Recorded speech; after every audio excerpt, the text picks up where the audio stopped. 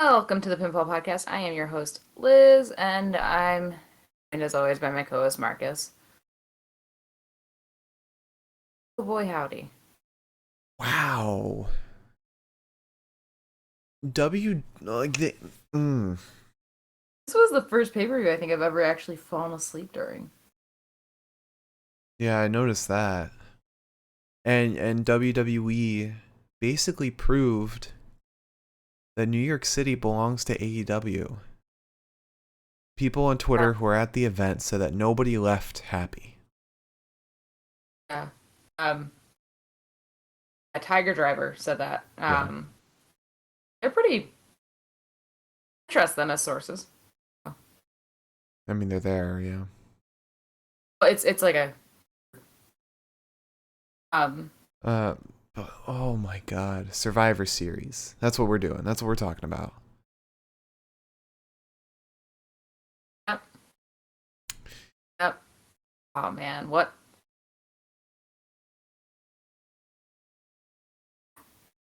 So WWE put as much effort into this as we did our predictions.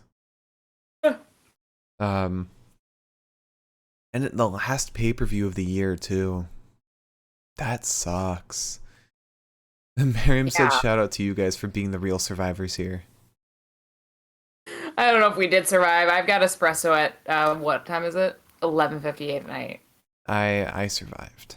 I didn't sleep. And I have to drink some beer even though I was hungover today. Mark was hungover today. I was fine, but I'll be Oh, hungover tomorrow, I guess. I'm sure you're fine. Um, but before we get into anything in depth, let's talk about the predictions. For every pay-per-view, we do predictions for the matches that we each pick the winner of the match, and for every incorrect prediction, each of us has to do 1 can of hard seltzer. So if I get 2 wrong, I have to drink 2 cans of seltzer. And the winner is crowned the Pinfall Podcast Prediction Champion. And I think I was the reigning one from not Crown Jewel. What was the one before Crown Jewel? Oh wait, I literally can pull it up. I don't Extreme think you were. Rules. I don't think you were. You sure? I think I I was was. positive. Because I got Takeover and SummerSlam. I think I got Extreme Rules too. I could have sworn. Let Um, me. It'll be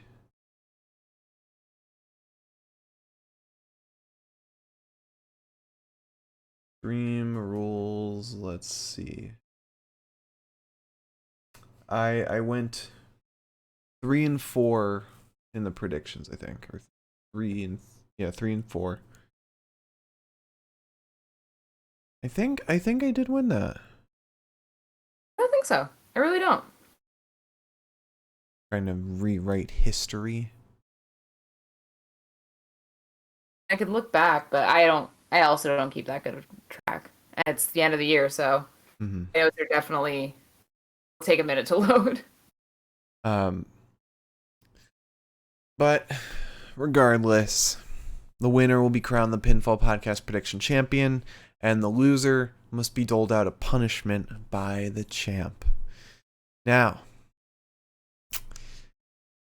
we forgot to do our predictions in the Smackdown post show, so we did them on Twitter today, and boy howdy, we did not come out in good shape.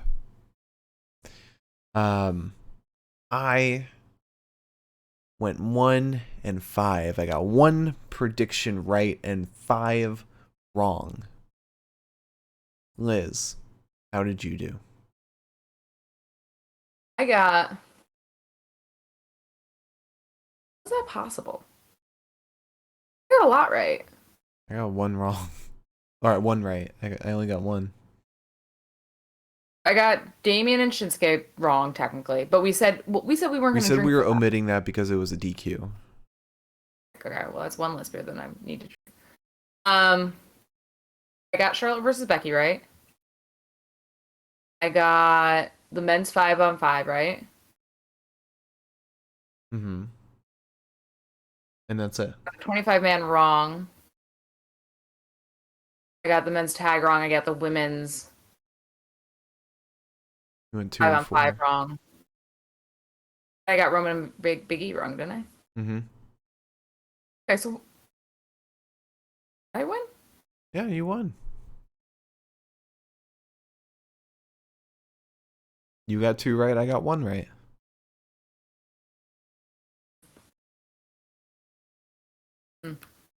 Mm. So Liz has to deal out a punishment to me. In addition to my 5 cans of beer, Liz has 4. I am not going to be feeling good after this. We have no hard seltzer, so we just had to go with beer. And we're drinking Corona.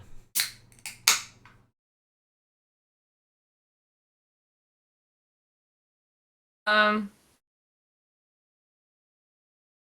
God, okay.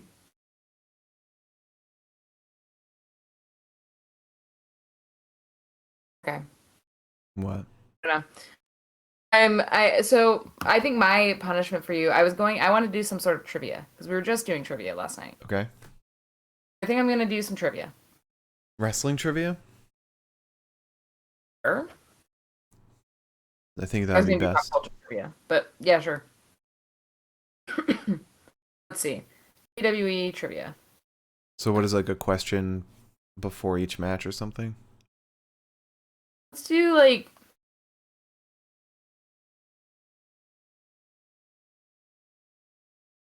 three. 3? Okay. So yeah, we're gonna do some wrestling trivia, and for each one you get wrong, you take a sip. I mean, I have to drink 5 cans anyway. I'm just helping you get through them, buddy. Okay, sure. All right. I So, mean, do you want to just get into this or? yeah, we could just jump right into the pay-per-view. We're not doing news today. We're just doing the recap. So, we had the pre-show. In the pre-show, there were a lot of vocal fans that were chanting AEW. Which like you can feel whichever way you want about WWE and AEW. Why would you pay for a ticket to Survivor Series to chant about AEW? To be fair, we don't know that they paid for those tickets, but also we would go to like a Survivor Series or Royal Rumble, but still love AEW. But we wouldn't stand behind Caleb Braxton and shout it. Yeah, wrestling's wrestling. And I've got this tickle in the back of my throat that I cannot get rid of. But like hacking up a lung. Let's see if I can do that. Actually, let me mute myself. Hope those guys didn't get kicked out for chanting AEW. That would have sucked. Be their own fault. It would be, but like you Don't be a can't dick. take competition like that. Come on. All right, so we both picked Damien Priest to come out on top. Excuse me, come out on top here. But that did not happen. Instead, it just went to DQ. Yeah, that was lame. That was lame as fuck. Yep. I feel like that was like the one match that had like the most potential to be like interesting because it was like new. Yeah, it was like these guys are insane wrestlers, the best wrestlers on the card, just in terms of in-ring performance. So, And Conrad Sapp, by the way, tweeted, "Oh my god, they really didn't have The Rock on Survivor Series." I'm glad we're all surprised. yeah, no, everyone. It's because they teased him so much. They teased The Rock appearing so much.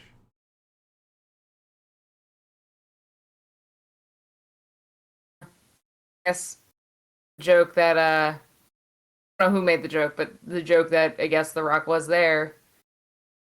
The Red Notice trailer. Oh God. Yep. So you want to jump into the match? Yeah, let's start. I'm not getting any more weak.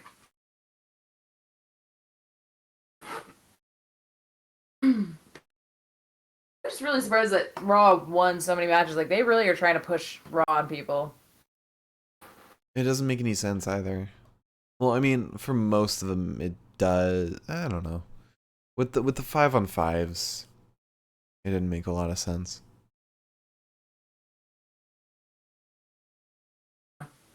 Well, 5-on-5s were was even split at least. I wasn't. Never mind. Yeah. Forgot who was on which team because the draft literally just happened. Yep.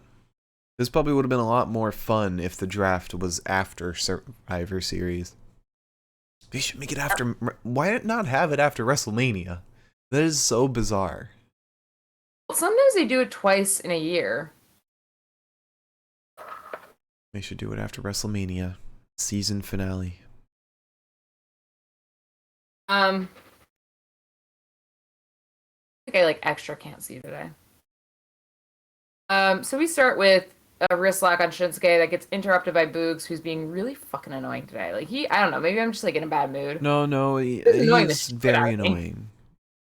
Boogs has gotten obnoxious with his interrupting. It was one thing when it was he was interrupting heels, because yeah, you're doing it a service.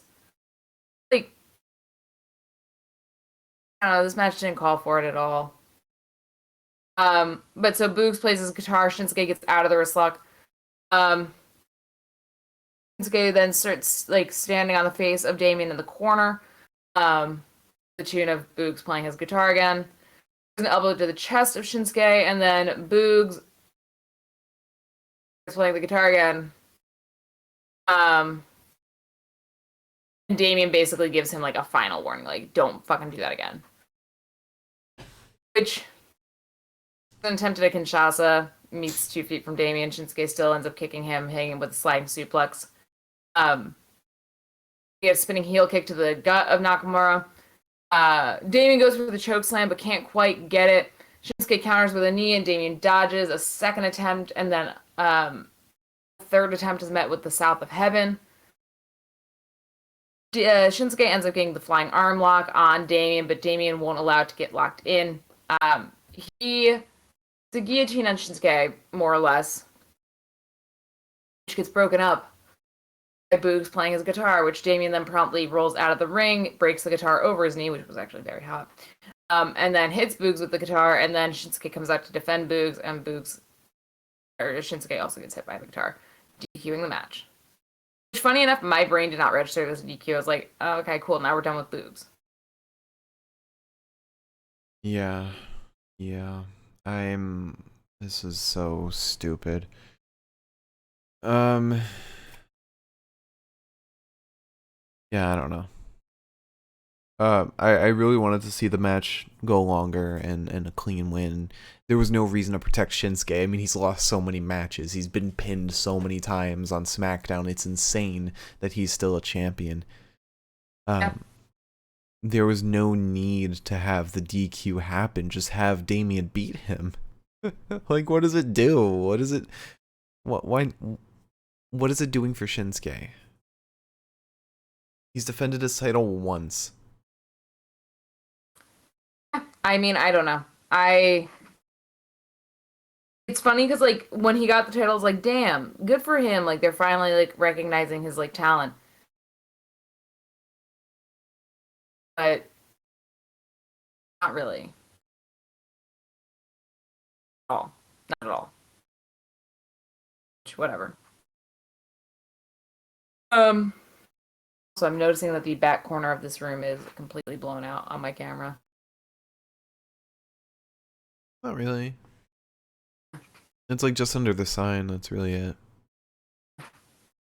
Also, Sean Ross Sapp tweeted, Impact Wrestling got The Rock to do more at Bound for Glory 2020 than WWE did for his 25th anniversary at Survivor Series. Because for those who remember, The Rock, or those who don't remember, The Rock inducted Ken Shamrock into the Impact Hall of Fame. That's funny as hell. Mm-hmm.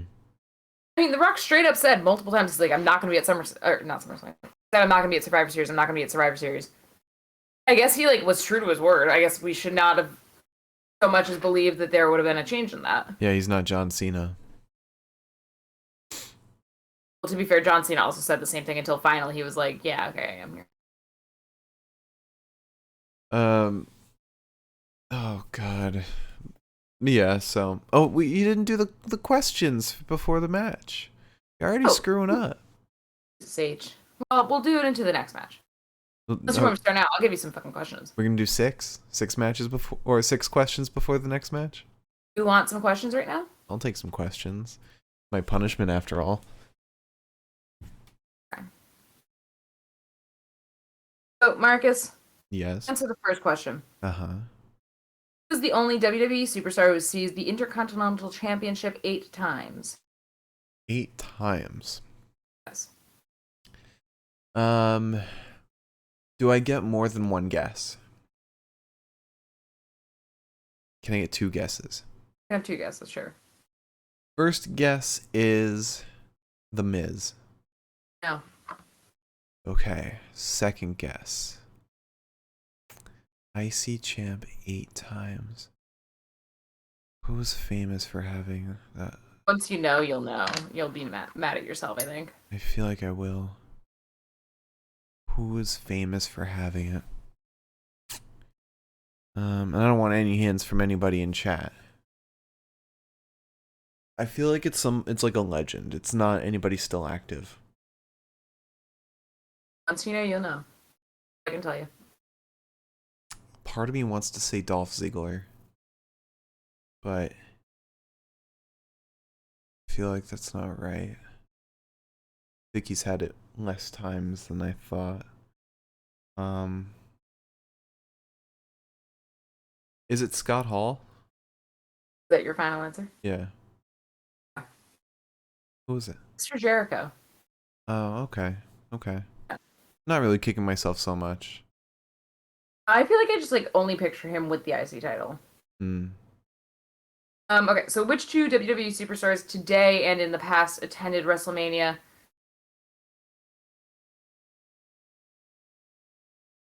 What? VI. Don't know which one that is. 11. VI The Toronto 6. Sky Dome. What was it? What was after that? The Toronto Sky Dome. What was the beginning part of the question? You just asked me to repeat the whole Sure. thing. Reread the question. Which 2 WWE superstars today and in the past attended WrestleMania 6 in the Toronto Sky Dome? Today and in the past. As in, one is a superstar and one was a superstar. Oh. I feel like one's Randy Orton. No. WrestleMania 6. WrestleMania 6. Bret Hart. No. Gotta guess. Who would have been at WrestleMania 6? Could be like... How old are these questions? Like, is it questions from today? Like, recently? Like a few years ago? That doesn't change when WrestleMania happened, but it was the 4th of this month.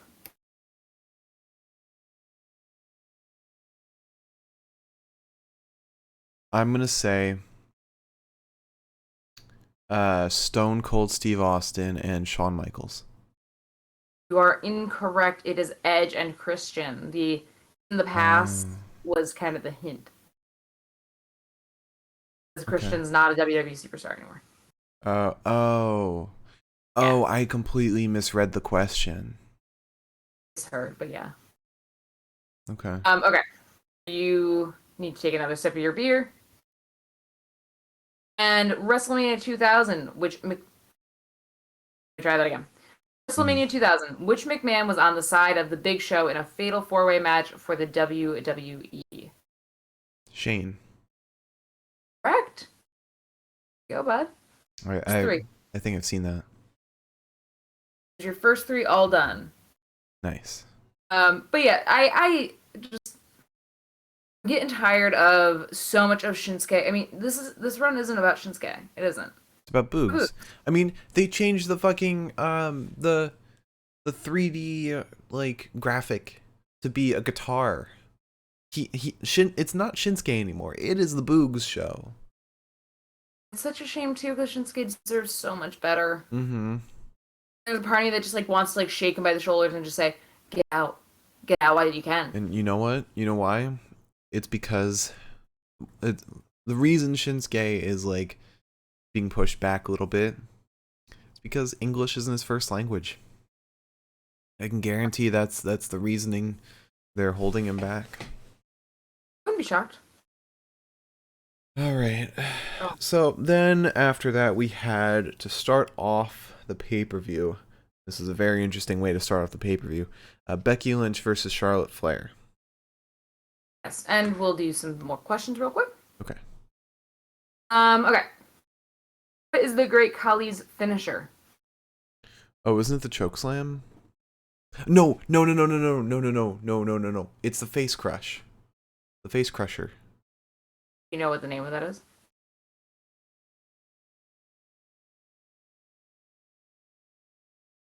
I had to like look at you. I didn't know if you like froze or not.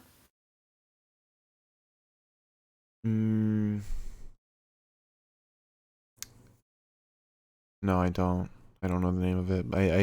I can picture it, like when it made Rey Mysterio's face bleed or something.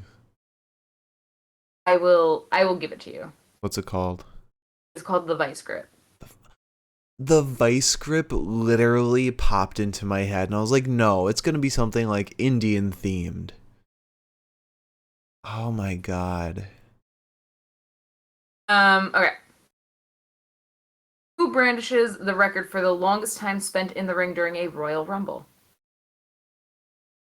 Like in one go? Like in one match?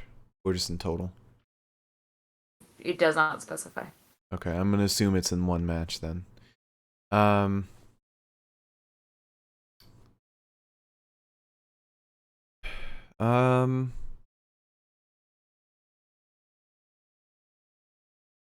Yeah.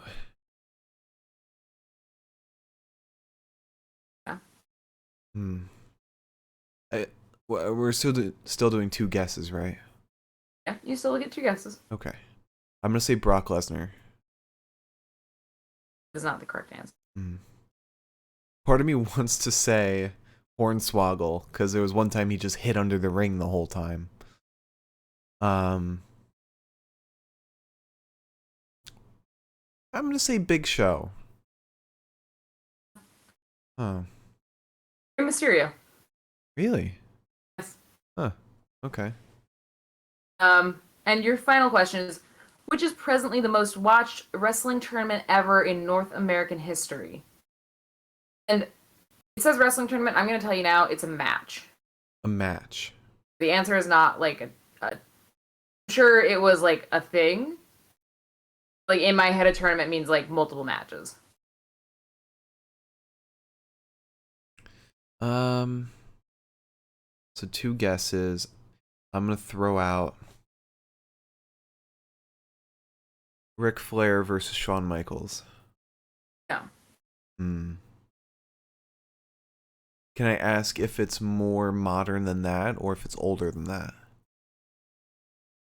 Considering I don't know the exact date that happened, I'm going to say it's not a modern match. Okay. That helps me out a little bit. Oh, Hulk Hogan versus Andre the Giant. Can you give me more information than that? Oh, come on. This is curiosity now. Was it WCW? No. That wasn't WCW. It was a 1988 main event.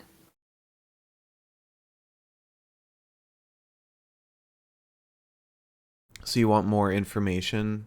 I've just told you the more information. Oh, okay. It was that main event. It was 1988. Oh, okay. Yeah, I'm actually kind of shocked that you got that.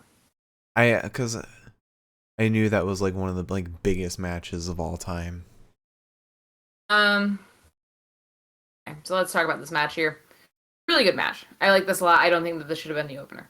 No, it definitely shouldn't have. This was a lot of fun. Um, so we start this match by brawling. It's there's one thing these ladies are good at. It is looking like they fucking hate each other. There's a failed natural selection into a not so successful disarmor. Becky ends up kicking Charlotte in the head, and then Charlotte spears her and just starts kind of like, as Jimmy Smith would say, ground pound. Becky then sends Charlotte into the post, and Flair goes up top, only to be sent off the top buckle by Becky, and then face first into the barricade, which one way or another, clearly she didn't hit her face, but like one way or another, it looked fucking painful. There Fall was that height on your feet. Mm-hmm. I think it was right around this point where a fan tried to like get very close to Becky, and security or somebody had to like, where There was a point where like a fan kind of like touched the back of her head, and I was like, yeah, I noticed it, and I was like, that's not. I We don't. either security helped her or Charlotte pulled Becky away from the fan. Possible.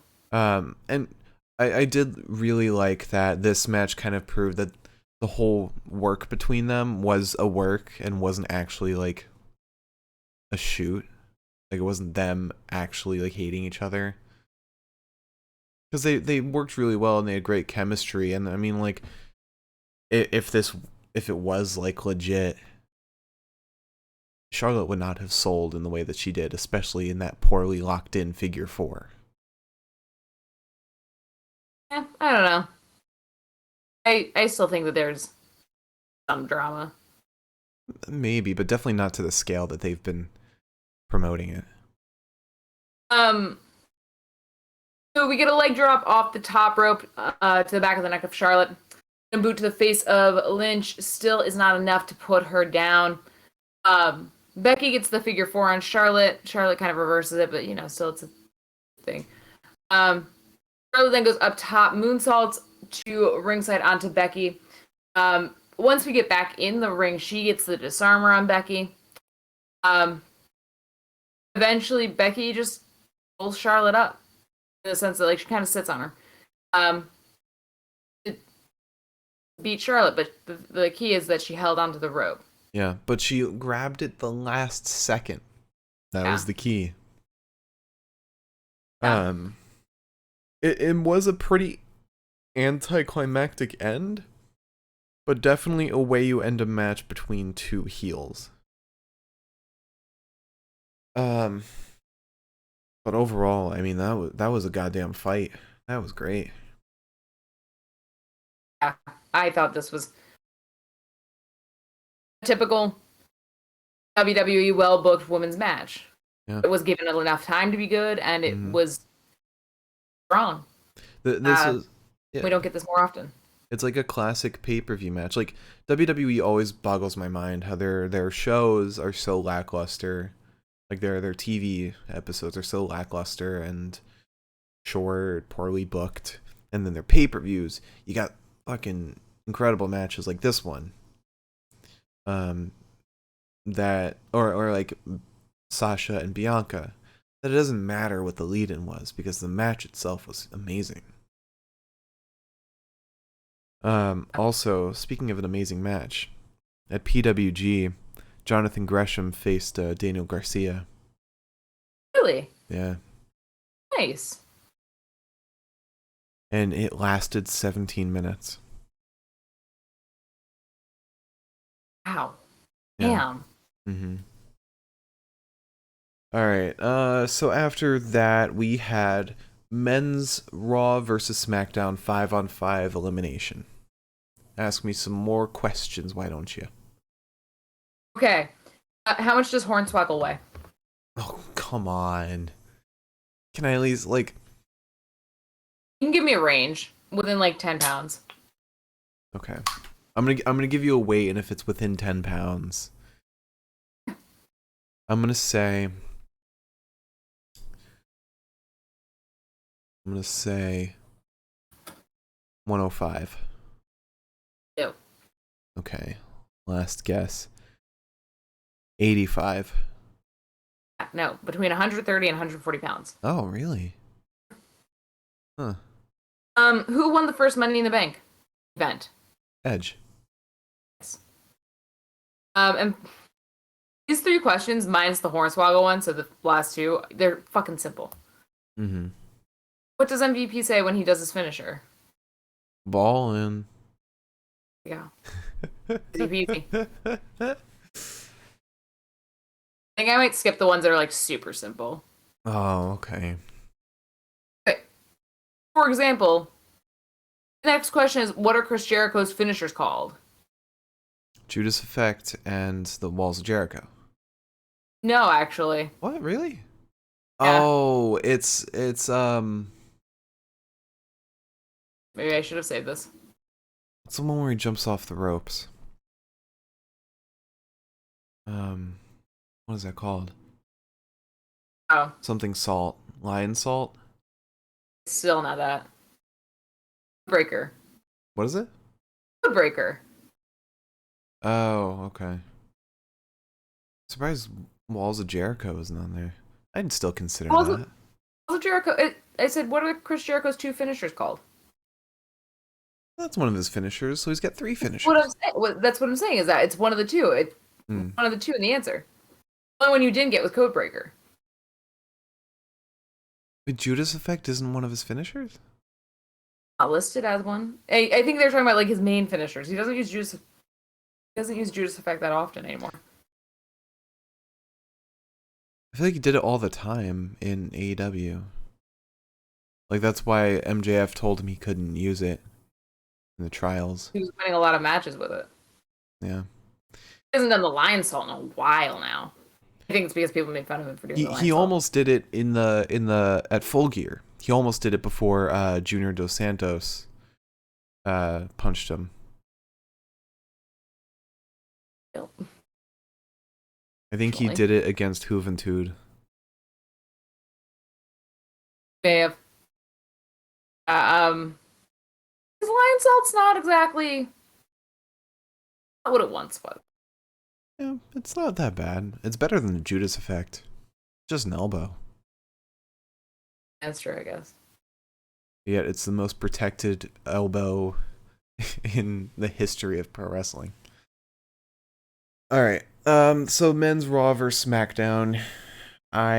With Charlotte and Becky, I predicted Charlotte to win. You predicted Becky. With this Becky one, looked very nice in her Scarlet Witch gear. Oh my god, she looked amazing. Yeah. Meanwhile, Charlotte looked chaotic as fuck. I really did like her gear. I thought it was really awesome. The only thing I didn't like was the braids. I didn't get the braids. Yeah. The robe looked amazing. Yeah. Pointy little shoulders. Mm-hmm. But speaking of amazing, men's Raw vs SmackDown. This match fucking went. This was great. Start to finish. This had everything. I picked SmackDown to win. You picked Raw, and it was really a nail biter. Yeah, I was excited about this. Me too. So where we start is Kevin Owens. After a very long debate, Kevin Owens is the first man in for Raw and the first man out for Raw. He just walks out. And I love it. I love it. I forgot that you can get counted out in the 5-on-5s. I didn't think you could. And yet there were 4 today. In between both men's and women's. There. Yeah, because there's Kevin Owens. Later on, there's Bobby and Drew, and then Sasha. Even though the Sasha one was pretty bullshit. Yeah, the Sasha one was kind of garbage. The Sasha one was annoying because it was like she was technically in the ring. Yeah, she reset that 3 times. All right. So let's continue on with the men's 5-on-5. Yes. The heat's on now, and it smells so weird in here. I love the smell when the heat comes on. Now I've got to sneeze. Nice.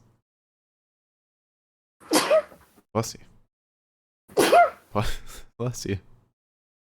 Bless you.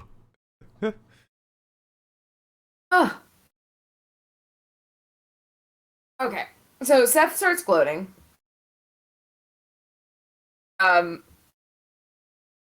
Which earns him a forearm to the back of the head from Drew McIntyre. No real reason. Drew's just like, I hate this. Then we kind of start off more so with Woods versus Theory. Woods ends up drop kicking Theory in the back. Drew gets in. After Drew's done doing his shit, he just turns and points at Sheamus and says, "You." Signify I'm tagging you in. I like that so much. I thought that was sweet. SmackDown just kind of goes to work. They break Seth down once he's in. Finn gets in after Seth. He wrestles Sheamus down in order to kind of get an arm lock on him, but it's not successful.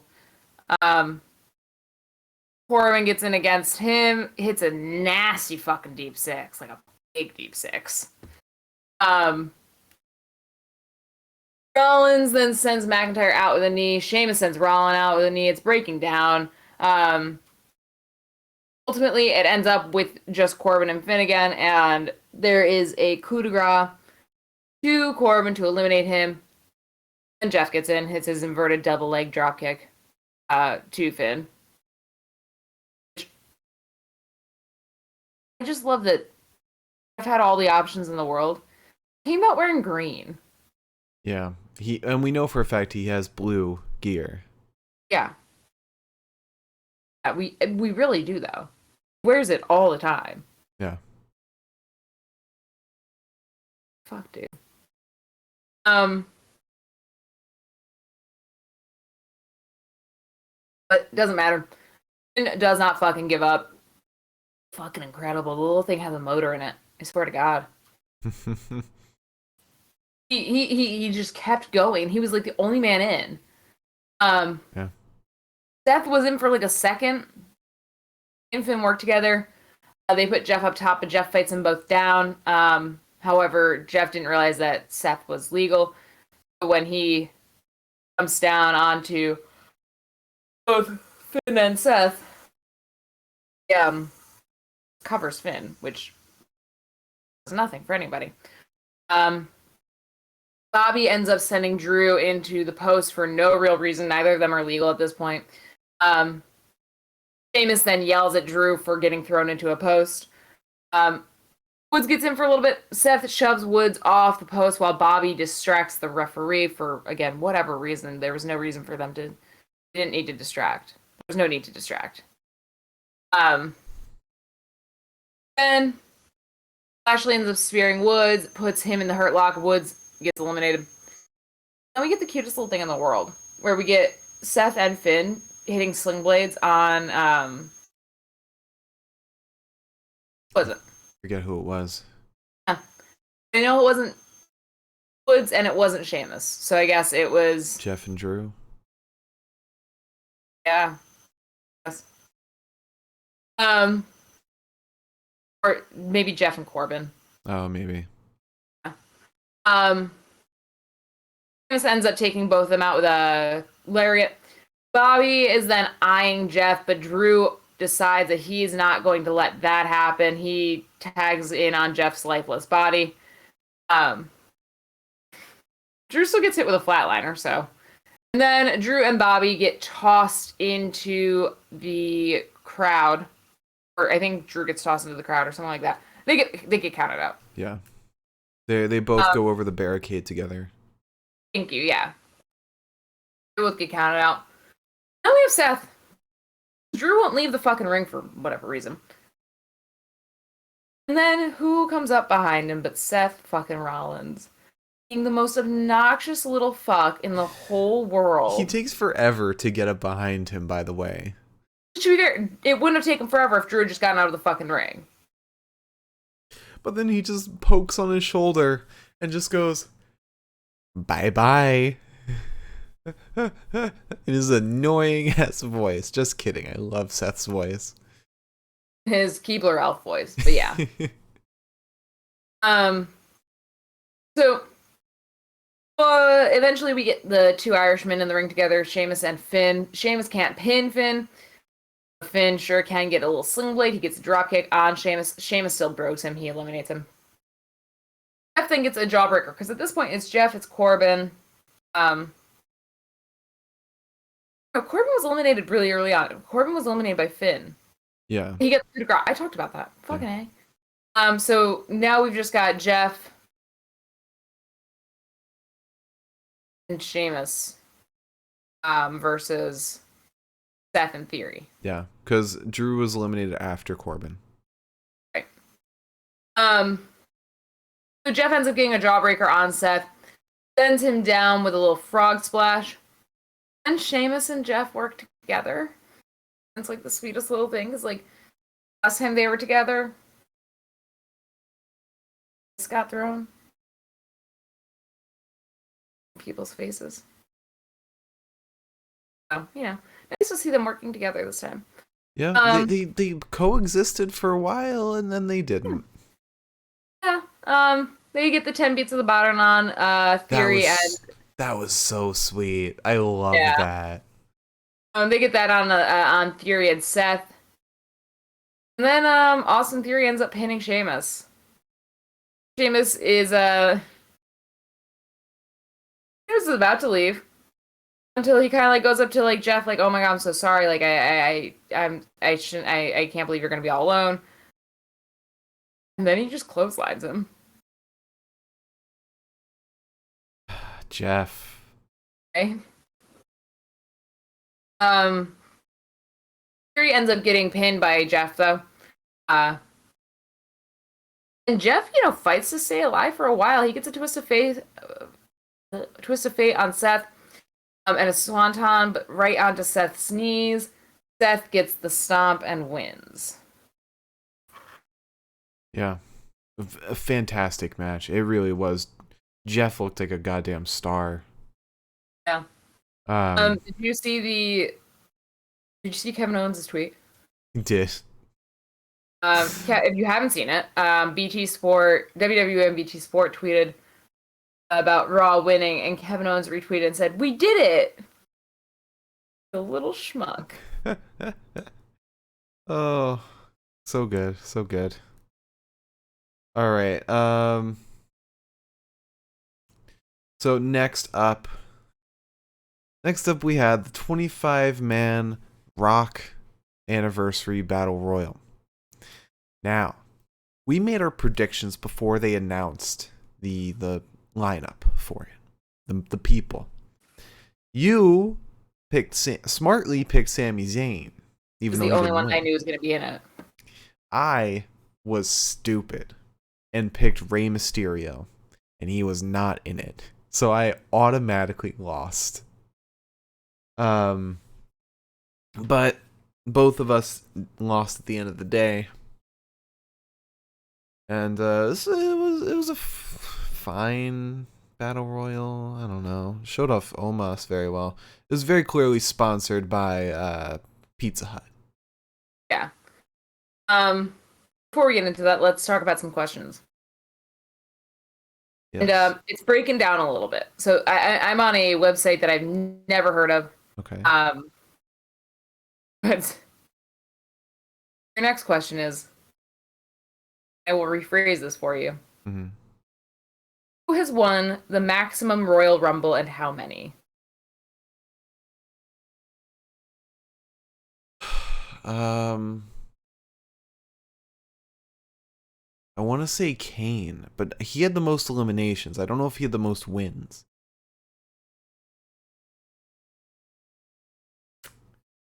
God, this one's tough. This one is very tough. I really don't know. All right, I'm gonna make one guess.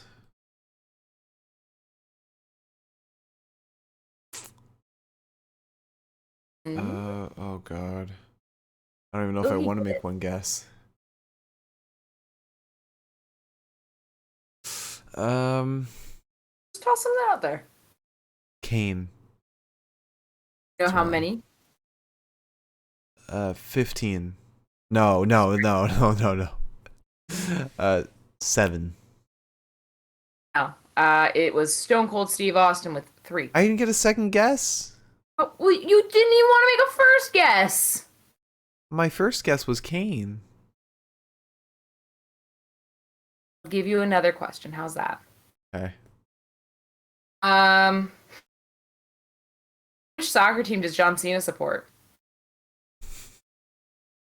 Why do I feel like it's like the Red Bulls? I will tell you it's not an American team. Oh, okay.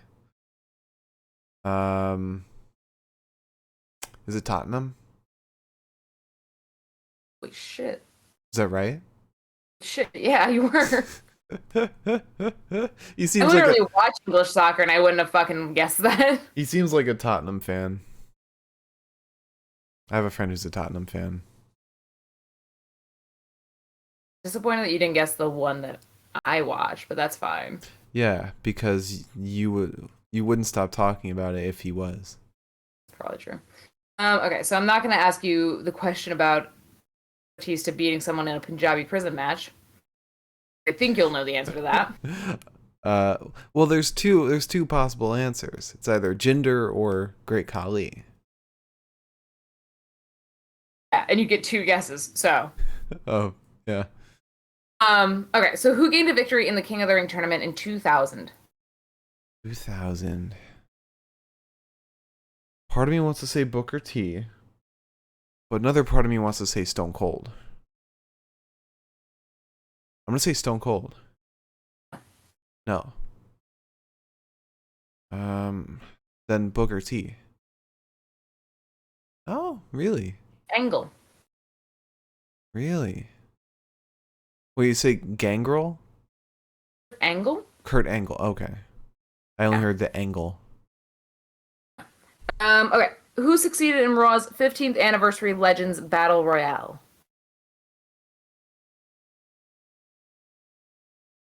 What year was this? It was the 15th anniversary. Oh, That's okay. all I got. Who succeeded? Who won? Hulk Hogan. Hmm. Ric Flair. Nope. Iron Sheik. Really? Okay. Your final question, who is the longest reigning Divas champion? Hmm. I want to say Charlotte Flair. I think that's not right. That's not right. That's not one of my guesses. Lita. No. No. Okay. Trish Stratus. No. Who was it? Nikki Bella. Oh, that makes so much sense. Okay. So let's talk about this 25-man battle royale. I mean, I did just so much for notes. I mean, it wasn't very good. Yeah. Gulak gets eliminated by Omos first, which was so fucked. Say you don't care about Drew Gulak more. Truth goes and gets some pizza. He gives it to Otis, who actually eats the whole thing, minus the crust, because he goes to do the crust. Smacks Otis. Well, Yeah. we should also mention that at the ramp there are boxes of the triple treat box or whatever for Pizza Hut. And the Street Profits come out with a box to put on ringside, which pizza is then grabbed from.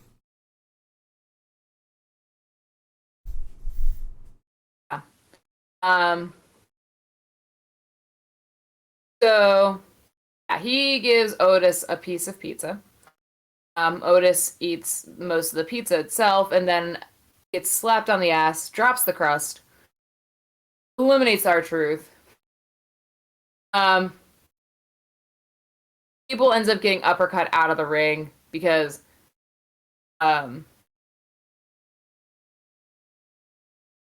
Doesn't Otis get thrown out? And then Gable does? Yeah. Yeah. So Gable gets uppercut out of the ring by Cesaro. Ricochet takes out Dijakovic. I'm trying to scroll on the wrong computer. Mansoor gets eliminates Cedric with his leggies. Sammy then sends pizza into the crowd, which I thought was a really nice thing for him to do. That's a face move right there. Yeah, it's nice. Dawkins eliminates Angel. Shanky eliminates Eric and Ivar after Viking Raiders eliminate Jinder.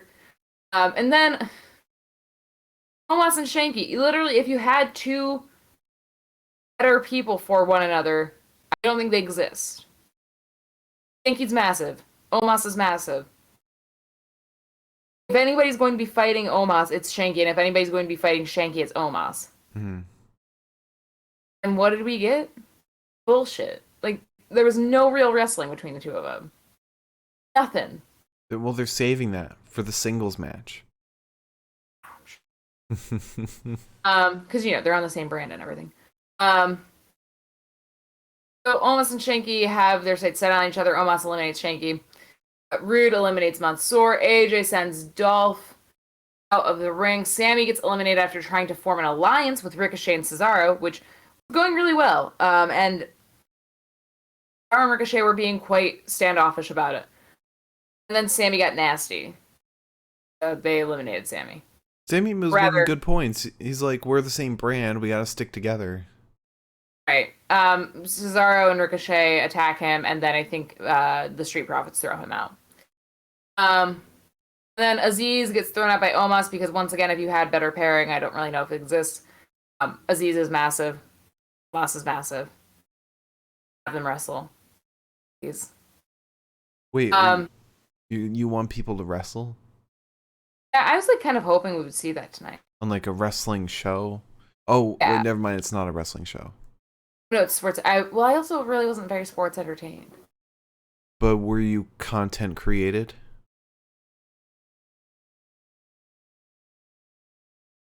I think I need to call Nick Khan. I think I need to call a lawyer. Give me my money back, Peacock. Almost then technically eliminates AJ because Aziz is pulling AJ out and Omos is pulling him back, and then Omos gets kicked in the back of the leg and lets go of AJ. It was kind of fucked up. Mm-hmm. And then Cesaro gets eliminated by Cesaro and Ricochet. Try that again. Cesaro gets eliminated by Omos, I believe. Dawkins was also thrown out by him, and then Omos has Ricochet left. And in a brief second, I was like, "Damn, they're gonna have the little guy win because obviously that's the underdog win. That's the surprising ending." Yeah. Oh, Omos wins. Yeah. Omos wins the match. It wasn't surprising. It was exactly what you would expect once you saw a massive, nearly 7 foot, if not 7 foot man walk out among this field of 6 foot people. You know what? It's what Omos needed, though. It was a good push for him. Puts him as a monster. It's great.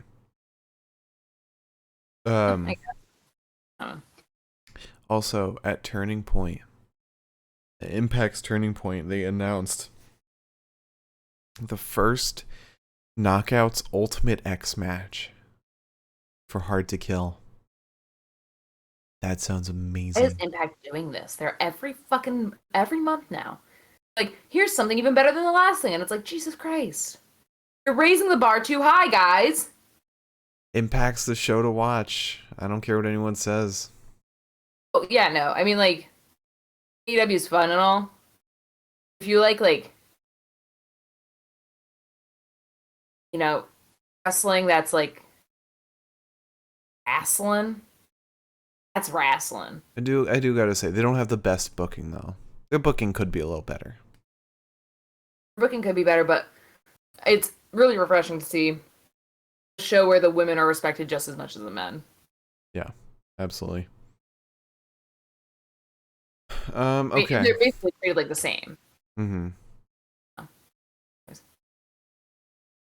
Also, I mean, we're moving on to this match, but so it's kind of relevant. But I'm seeing a lot of people on Twitter be really surprised that Riddle is using the go to sleep, the bro to sleep. They're like, wow, he's using the go to sleep, or he's taking CM Punk's move. He's had the bro to sleep for at least a year now. Yeah. So long. Like, literally, this one tweet says, was Riddle about to do the GTS and abandoned it? He's always used the bro to sleep. That's been his thing. Been one of his finishers. Yeah. It's so weird. I hate the guy, but like yeah. It's a weird thing to suddenly notice. However, he does it horribly. Like, I don't really like the go to sleep as a move. I think it's kind of like, it's just not conducive to being a good looking move. Mm-hmm. Riddle's today was bad. I mean, Punk doesn't really do it well either. Yeah, I hate the go to sleep. I really do. I haven't seen Kenta do it recently. I've seen Kenta do it. It really doesn't look much better. It's Just awkward. if you're holding like a whole ass man and like you've got to drop them and lift your knee, it's just you're always dropping them legs first, basically. Yeah. And unless you're making full contact, there's no good way to sell it. Yeah. But yeah, so now we have the Usos versus RK Bro. This match I thought rocked. I thought this was great. Two fantastic tag teams. This was actually really good. This is probably, I think it was this, and then it was the women's, and this was, I think, the one thing that took the stuffing out of my sails. Like, I was like actually really into this, and then everything else was like, Like, a day, another dollar. There were a lot of really good matches tonight, but they really fucked up the pace of this. They messed up the order so bad. They killed momentum in the first two matches. Everyone was exhausted after Becky and Charlotte and the men's 5-on-5. You start the show with two bangers. And then people start to die down. So would you like a couple questions? Yeah, I'll take a couple questions. These are some more ladies' questions. Who is the first SmackDown Women's Champion? I knew this.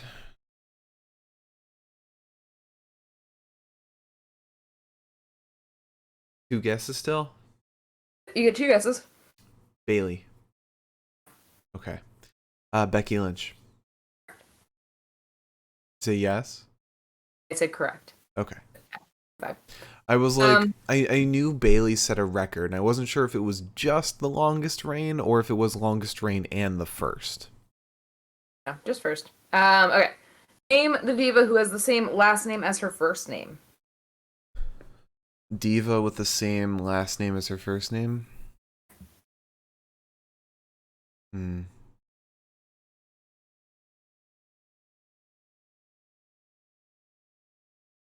This one's really easy. Brie Bella.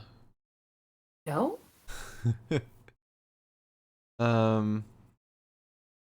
Diva with the same first name. Kelly. Yeah, I was gonna say this one's really easy. I was thinking like, so their first name of their work name is the last name of their shoot name. But I was overthinking it. You're doing calculus when you just need to do addition, dude. Okay, finally, name. I'm going to omit a certain part of this question because it would make it way too easy. Okay. Name the diva who is well known for counterfeiting injuries to get out of a game. I don't know why they use the word game. A match.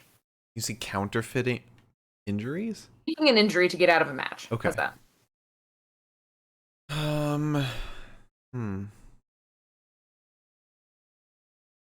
Who would do that?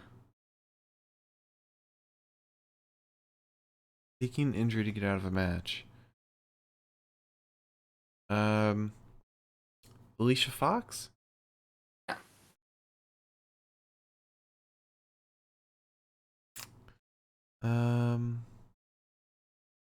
Victoria. Yeah. Isn't Victoria Tennille Dashwood? No. I want to look that up because I know Tennille Dashwood was in WWE. No, yeah, Victoria's not. Oh, Not like. Emma, that was her name. Do you want to know what the question originally said? What was it? Name this red-headed diva who is well known for faking injuries to get out of a match. Would that have changed your answer at all? Well, redheaded, it's definitely not Becky. I don't think it was Lita. What other redheaded divas were there? Why am I blanking on this? I tell you? Not yet. It's gonna kill me. I mean, you already lost, but yeah. Redheaded. What? Why am I blanking so hard? I don't know. This is actually quite interesting to me. Maybe it's because she's not a redhead anymore. Maybe that's what's throwing me off. She was very well known for her red hair. Eva Marie? Yes. Oh, it is? Yeah. Oh. Yeah, that was throwing. I also didn't know that Eva Marie was a diva. Well, she was around in the Divas era. Okay. Or it's the latter. I mostly thought she was just in like NXT and then was out for a while, then got called up. And I don't know that much about Eva Marie. This question could also be totally off base. So. All right, so I'm going to try to not read every note that I have. Start with Jimmy and Riddle. The first few bits of this match wasn't anything new, not anything exciting. Right. Riddle dominated for a while. He gets Randy in, gets that helpful little assisted moonsault. The Usos end up taking control after a cheap shot from Jay while Jimmy distracts. Eventually, Jay talks a little too much shit, gets roundhouse. Jimmy tags in. Jimmy has control for the most part. That's what my fucking notes say, at least. Gets a big snap suplex to Riddle. And then Riddle, this is when he hits a really bad go to sleep. To Jimmy. Then of Randy versus Jay. Randy is hot. Go on. In fairness, I don't think you can call it a very bad go to sleep. Because the go to sleep in and of itself is bad. So maybe like an average go to sleep. But yeah, Randy gets in against Jay, and Randy is off his ass on fire. It's the Puma tackle to Jay. Actually, to be fair, Randy's is a power slam. Or actually, Randy's is a scoop slam more so. No. That as Jimmy pointed out, and you made fun of him for this. It's a snap power slam. It's like a snap suplex. It's like very quick, like that. I know. I mean, it's like when Hikuleo did it, and I was like, So there's somebody else who does it just like that, and I can't remember who. Brain like has to calibrate for a second. Doesn't a woman do it very fast? Chris Statlander, right? Yeah. He does a really good slam. Randy gets his power slam off twice to Jay. Still scrolling on the wrong laptop. Get a Draper DDT to Jay, but Jay ends up getting. Try that again. Get a Draper DDT to Jay, but Jay ends up getting a super kick that fucking incapacitates Randy.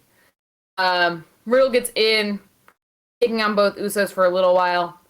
There is, however, a pop-up backbreaker to Riddle, and then pop-up Samoan drop. That was clean. It was. Then the Usos get double super kicks to Randy to keep him down, a double super kick to Riddle. Jay is sent into the post though.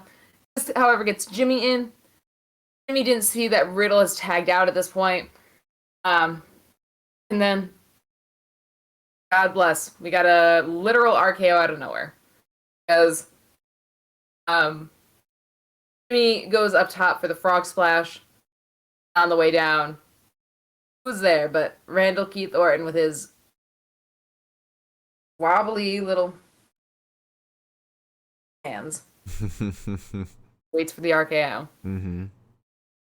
And that wins the match for RK Bro. Sick finish. You know, I mean, you can't disagree with that, I feel like, because after, like, Randy's, like, is this, like, he's been, isn't this, like, the most, like, matches in a pay-per-view? Yeah, Like, tomorrow, if he has a match, it's gonna be the most matches anyone's ever had on Raw. Yeah, he broke, even the Usos on Twitter were like, they broke kayfabe and they said that they were proud to be a part of this moment with Randy. Oh. And, I mean, even Randy said, he's like, I don't give a shit about stats, but, like, this is actually pretty fucking cool. And I was like, all right, buddy. It is pretty fucking cool. Yeah. A lot, I know it's like not a controversial thing, but a big argument. Randy is one of the GOATs. He's one of the greatest of all time. Yeah, I don't think that should be an argument at all. Yeah. The man's been working for so long and he's still flawless. But overall, fantastic match. And I wonder if the RKO onto Riddle, because he landed Jay or Jimmy onto Riddle. Because he sold that. Riddle sold that as if he was... Hey. Yeah. I wonder if that's going to spark anything. Maybe. I hope so. Yeah. Yeah. All right. So, I don't think we mentioned. I picked RK Bro for this. You picked the Usos. I got that right. You got that wrong. And thus begins my downfall. And mine too. So, Mark, then your downfall started very early on in the evening. I never had an upfall. Yeah. Rise, if you will. So after that, we had a match that, in my opinion, should have been a lot earlier on the card. I mean, as much as we love to push for women's wrestling, this should have been before the men's 5-on-5 because it was just very boring. But Becky and Charlotte should have main evented. 100%. Yeah. Throw Biggie and Roman like in the middle. Yeah, something like that. I picked Team Smackdown. Both of us picked Team Smackdown. Yes. And you know what? From the get-go, it looked like we were right. Yeah, 4-on-1 advantage. I meant more so when they walked out, they like looked like a team. Yeah. Yep. While Zelina Vega was sitting on the turnbuckle, waving like this. I've been defending her so much, but she's starting to get obnoxious. The one thing I didn't like was, and I understand, it's a pay-per-view. People like to have cool gear for pay-per-views. Yeah. Naruto gear fucked me up a little bit because I was like, that's not red. It's very close to red. Like, am I wrong? I mean, it should be like red or blue adjacent, you know, like orange or like teal, stuff like that. I think the orange, but like the orange was just like too red adjacent. It's like, wait, I feel like you're just wrong. You're just then wrong. I realized it was Naruto, and I was like, oh, I get it. Well, I do. At least it wasn't like Theory, who didn't have red gear. He had the red That made me armband. so mad, actually. Like, that made me genuinely unhappy. He was not the only one. almost the entire SmackDown team did not have blue. Drew was the only one. And Jeff technically did have blue. It was a Under surprise. his shirt. Yeah, but like that's like the moment though. And then he lost. He lost. Which shows that even though Raw had Kevin Owens leave, they had cohesion. Seth had his disciple back. I am mad that they didn't do a throwback to that. Yeah, like just like a little reference, maybe. Yeah. Like maybe Theory's like, wait a minute. Seth would be like, "You?" All right, Mark. let's get into this. Name the first overall draft pick in the WWE. First overall. First overall. Oh. First man to wear overalls. I want to say it's The Rock. I'm going to say The Rock. We should, yeah. Okay. Hey, Mark. What is the name of John Cena's former fiance? That's a joke. It's not a joke, actually. It was one of the questions, but I'm not giving you that. Okay.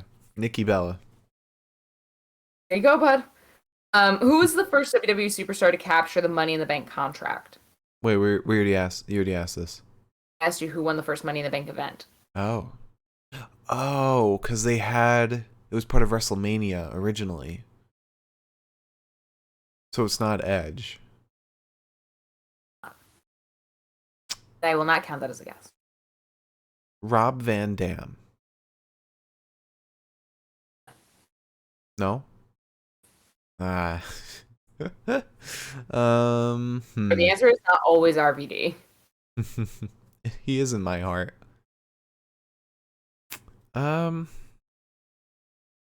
If Rob Van Dam is MSK's mentor, I'm gonna flip.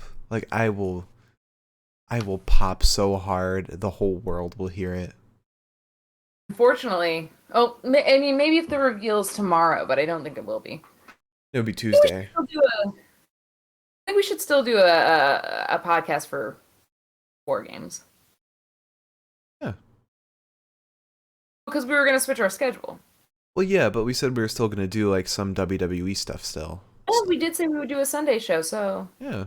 if it's on a Saturday though, but I mean, we're still doing important stuff. Yeah. Anyway, first to capture the Money in the Bank contract. we have one guess left. Oh God.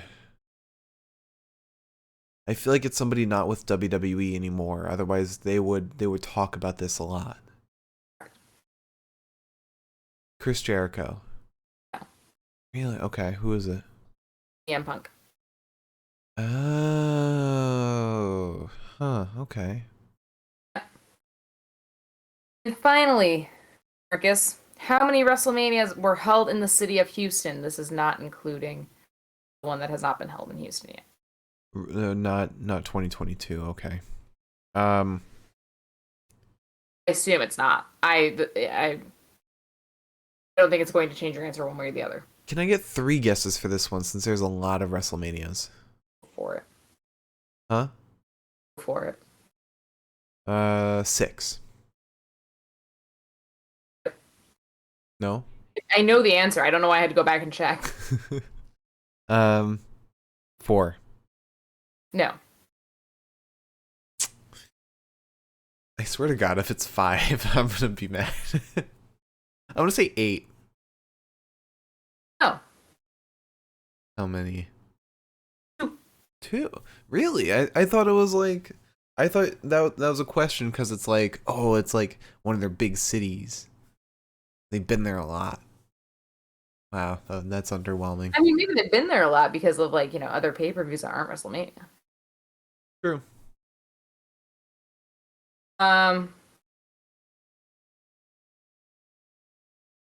Okay.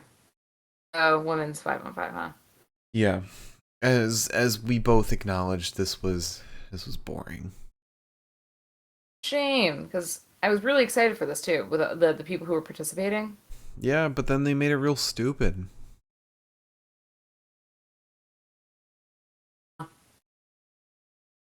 All right. Start with Tony versus Carmela. Carmela tags out to get her mask. Selena is in for the moment that Carmela's getting her mask, which was a special mask. It was red or raw. Yeah. Carmela never gets a chance to put it on. As Carmela gets back up on the apron, she squeals because she's so excited. She's ready to get back in. Selena tags out. As Carmela's going in, she gets the mask swatted out of her hands by Rhea. And then Toni Storm rolls Carmela up. Eliminator. Even on pay-per-view levels, when there's 5 women versus 5 women, first pin is 5 seconds. To be Incredible. fair, and it's brought on by Vanity. No, Kevin Owens decided to leave the match. That does not count. it does, because that elimination was quicker. I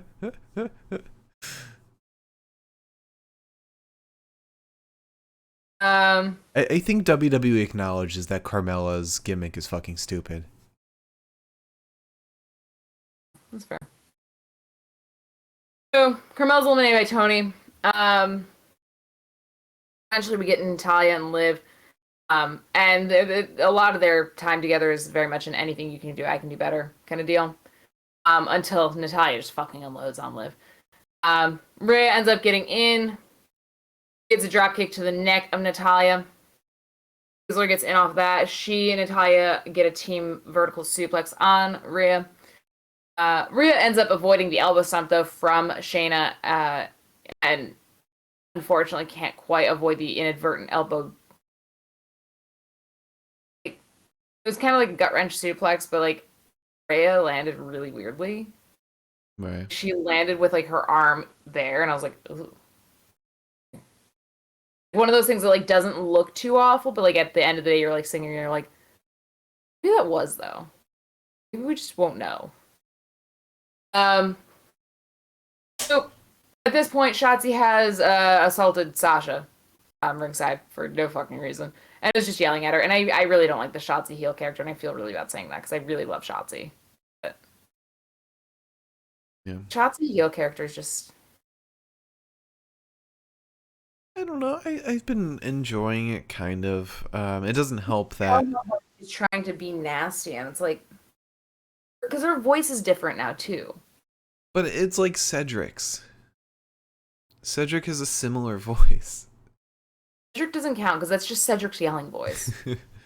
I think a lot of it just comes down to it hasn't had very good writing. Like, what has she done besides, like, attack Sasha? Like, she hasn't done anything else, like, heelish. She hasn't done anything to get heat. And it also doesn't help that she's kind of the only one putting any effort into the feud. Sasha's not doing anything. Yeah. Yeah. So eventually it becomes a free-for-all until it's back down to Rhea and Shayna. Shayna goes for the Kirifuda, but Rhea breaks out by falling backwards, which, yeah, very intelligent. No one ever does that shit, and yet makes the most sense. Mm-hmm. We then have Sasha versus Bianca again. She nearly submits her with the bank statement, but Bianca gets free. The fallaway slam and a kip up to Sasha. Then Zelina gets back in. She's thrown into Sasha by Bianca. And for two heels, they work well together. Not for two heels. For a face and a heel, they work really well together because Bianca just, like, tags her in, and then Zelina just willingly is like, yep, load me up onto your fucking arms, bud. Let's go. Mm-hmm. That doesn't seem like a Zelina thing to do. Be used? I mean, she's used to jobbing out, so I don't see why she wouldn't be used to that. I heard your voice go totally high pitch from the other room, but I didn't hear it in my actual headphones. So Tony then eliminates Zelina once she gets in. Liv eliminates Tony. This was about where I started falling off. By falling off, I mean falling asleep. Sasha then eliminates Liv with Frog Splash, and then we get a really weird entry into a vertical suplex from Rhea on Sasha. There's a drop kick to the face of Sasha. Baszler gets eliminated or eliminates Rhea with a knee to the face. At this point, it's just Bianca for her team, but maybe she'll be fine because Shotzi and Sasha are arguing. Who knows? Sasha gets counted out because she goes to get into the ring. Teammates hold her back from getting into the ring.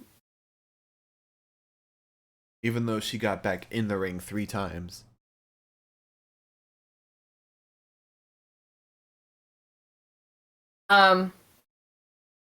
Natalya gets the sharpshooter on Bianca, but Bianca sends her into Shayna before rolling her up to eliminate her. And we get a glam slam to Shayna to eliminate her, and then a KOD to Shotzi to win.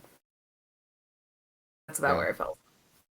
Yeah, it was a good win for Bianca, but kind of, I don't know. I feel like they didn't need to give her the win. Also, it just sucks because, at the same time, you want the women to be respected. You want the match to be respected. And these women are putting in, a lot of effort to do it. It's not like they're doing bad wrestling. Yeah. And the fans are, chanting, AEW, and, the fans are, doing all this, annoyingly, we're tired of this shit. And it's like... The fans are chanting... But, Christ. Specifically, they chanted, "We are awesome," when it was Sasha and Bianca in the ring. They chanted CM Punk. They did the wave. Mariam said, wouldn't it have made more sense to have this kind of win for Bianca last year to build her up for that Mania moment? What purpose does it serve this year? Exactly. If you're gonna have Raw win, have Liv win. That would be she has a title feud coming up. Have Shotzi win. Literally, there's no reason to give somebody like Bianca or Sasha a win like this, because it doesn't do anything for them. It doesn't put them up any higher. It just puts everyone else down. It's so much more interesting to me to see, can they coexist that works out despite everyone's best efforts. It's I don't know. For example, with the men's Raw team. Mm-hmm. It was very much a can they coexist, and a lot of it was I don't think they can. Yeah. And they somehow still succeeded because, well, they couldn't. There were still end goal. Perfect example. Look at last year's Survivor Series. You had Raw versus SmackDown for the men's. Raw, their whole storyline was that literally they couldn't coexist. That was their whole story. They couldn't coexist. They were all feuding with each other. It was a mess. And what was great about it, what was satisfying, was that they could coexist. They worked together as a team.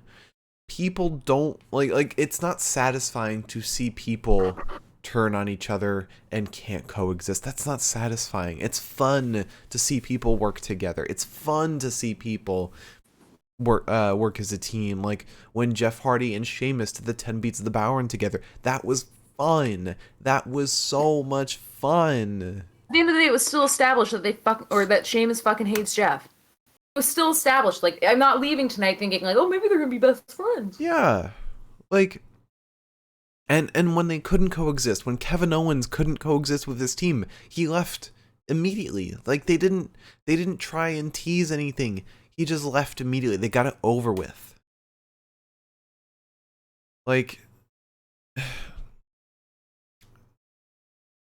I think WWE is past the point of trying to give people what they want, trying to give the satisfying moments. Mm-hmm. Even though they're all about the moments, they're not about satisfaction. I, I've said it a million times and I'll say it again. It's like there's I know that like technically giving the fans exactly what they want is like not technically creative. But AEW does it all the But time. that's what I'm saying is that there's a clear proof that it does work. And Yeah. if you do it right, it is interesting. I mean, there were so many times, for example, with the Lucha Bros versus FTR, where like we were like, "Oh my fucking god, are they about to screw us? Like is FTR about to win?" It was a fun fucking match. I had a lot of fun watching that match. Lucha Bros still won. I didn't have to leave that match feeling like, "Oh my god, I cannot believe this happened." Mm-hmm.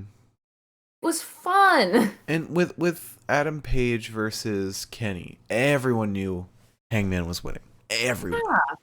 But it's the whole point of fulfilling expectations with more. You give more than what people expect. So they gave the Young Bucks as well. They gave the Young Bucks in having their moment.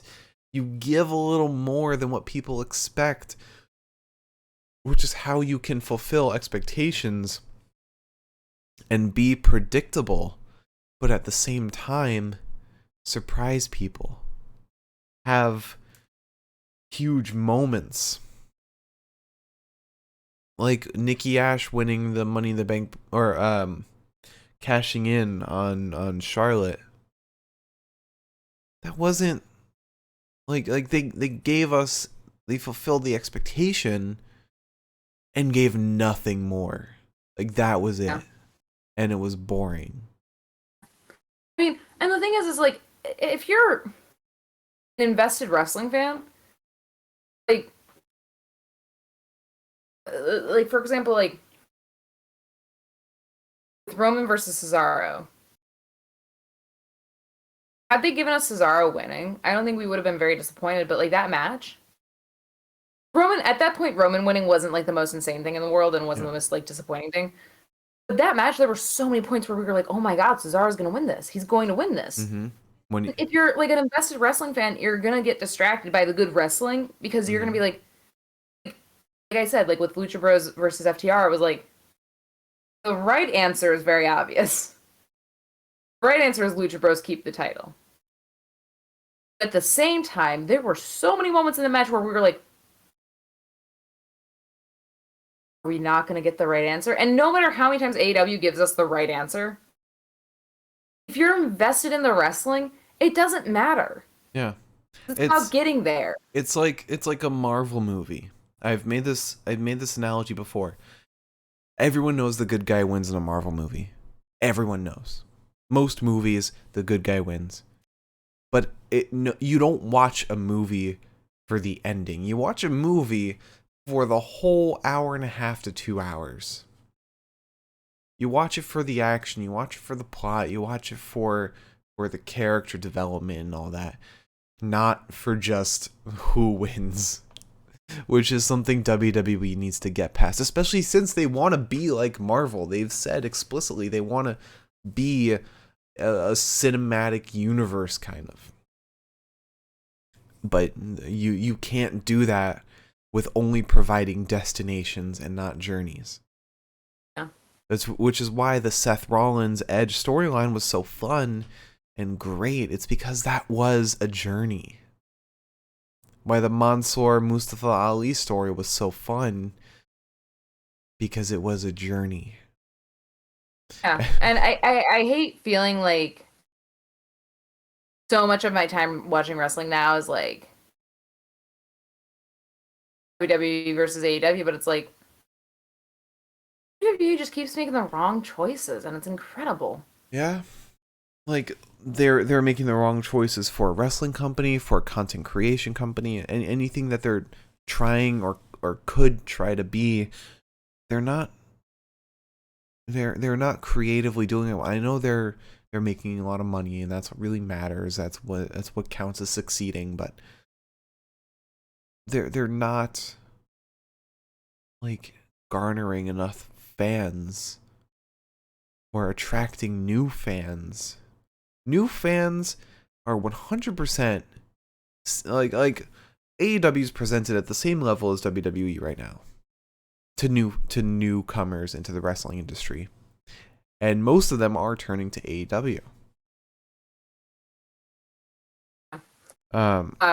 Miriam said, but hey, wasn't that a fun storyline about the goddamn golden egg in Vince's office? At least we had that, you guys. We didn't even get an ending to that. We have to tune into Raw to find out. And you know what they did? They did that on purpose. I don't want to. Did that on purpose. Yeah, no, yeah, they did. Maybe The Rock will show up on Raw. Maybe the egg will.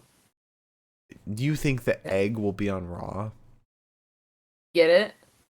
Because like it's not. It's the opposite of a rock. It's a fucking egg. Natural. How do I turn your camera off? No. Anyway. Did we finish with the women's 5-on-5? Yeah, we did. Yeah, we both picked SmackDown to win, and Raw won. Yet again.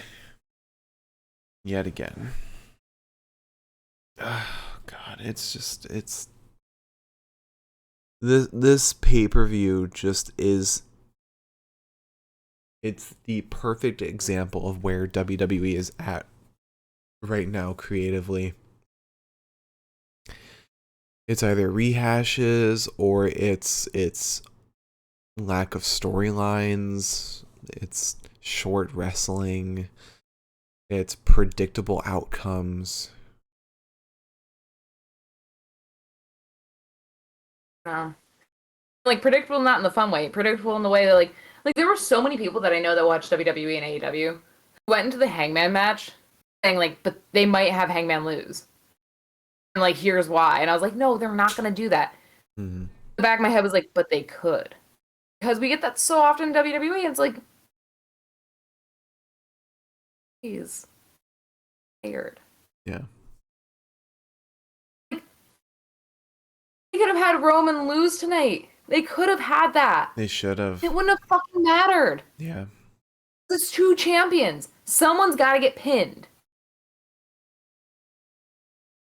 I think I forget who it was saying this. It was either Brian Alvarez, Ryan Satin, Sean Ross Sapp.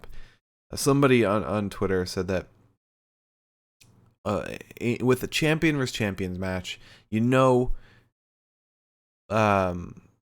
somebody has to be pinned, somebody has to lose, and somebody has to win. Like that is how a match goes.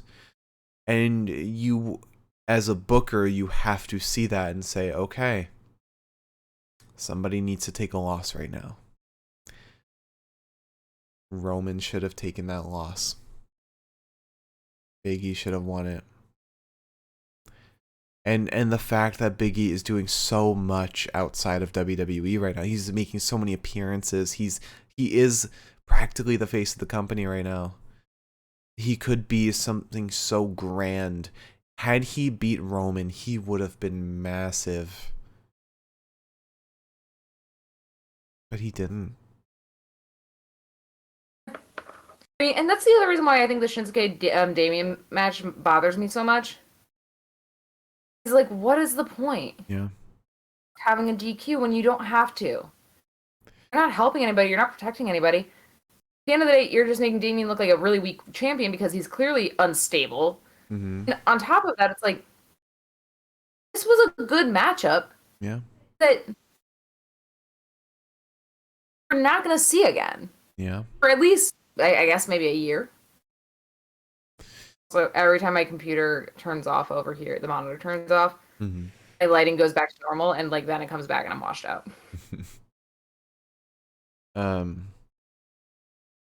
Also, speaking of champions, when was the last time we saw the women's tag team title? When was the last time we saw the belt? Who, the what, where now? I'm legit asking, when was the last time we saw that? No. Yeah. When Rhea was backstage. When she was what? When she was in the locker room with Pierce and Sonya, and they were announcing the match where the winner was gonna get a chance. But also the promotional pictures. Besides promotional pictures. It was backstage when Adam Pearce and Sonya were backstage with the women's on roster. On Raw. Oh boy. The women's Raw team. Okay, so the lead up to Survivor Series. Okay. I can't talk anymore, yes. For some reason, I thought there was like a lot of moments where we hadn't seen that title, and I thought it was WWE trying to make us forget about that title. No. Oh, Miriam said she's pretty sure Rhea was wearing hers tonight during her walkout. I thought she wasn't. Oh. I didn't see it. I don't remember seeing it at all. Definitely wasn't paying enough attention, so I can't speak to that. Like, part of me was like, did they make Rhea losing her belt as a work so that they could just stop showing the belts on TV? Just slap some women together. Make a new tag scene. Or just get rid of the belts. Like, you are doing them a disservice by forcing shit like this to happen. Get rid of it entirely and just stop forcing shit. Miriam said, I remember thinking, oh look, a title belt for literally no one else but Rhea and Nikki because there are no more women's tag teams. Oh, fuck. Okay. I just suffer like this. I get it, like AEW doesn't have a women's tag division, but like at least they're not finding new and inventive ways to disrespect their women. Right. Doing it by the book. It's one of those things where it's like you can't force shit to happen. It has to happen with preparation. It's like how they haven't announced the trios title yet at AEW because they're building up trios. They're pushing trios and getting them wins so that it's motivated. I'm not saying that bringing the women's tag title in WWE was unmotivated, but like you gotta stick with it. Keep the division, or just I don't know. Extend it to NXT. Just hint at the fact that you're trying to make the division something again. Maybe don't split up every women's tag team that comes around. Maybe don't release women every 5 fucking seconds. Nick Khan. Maybe don't release people every 5 seconds. Anyway. Maybe top security. The concept. No, these are independent contractors. Oh yeah, you're right. I'm not gonna say what I was gonna say. Keep going. So then we move on to Big E versus Roman Reigns. Oh boy, howdy. Oh my gosh. It was a great match until the ending that, in my opinion, came very quickly. Yeah, the ending where we were both like... I think that's it. Anyways, let's talk about some... Mm-hmm. First question that is up next, I'm not going to read because it's about Tommy Dreamer, so... Okay. As of November 4th, 2021, how many episodes of Smackdown had aired? I'll let you give a roundabout answer. 771. I would like you to get within 100 episodes, and you would be wrong if you said 771. 950. No, you're much closer the first time. It was 600. Over 600. Oh, okay. So it's just barely over 100. Yeah. Wow, damn.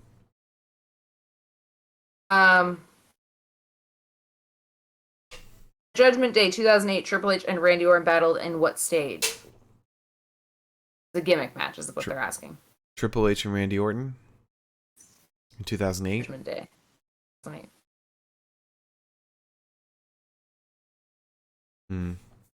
In what state? Or city? Stage. Stage. asking what kind of match. Oh, it was the what's it called? 3 Steps of Hell match, something like that. Or was it the stretcher match? What was it?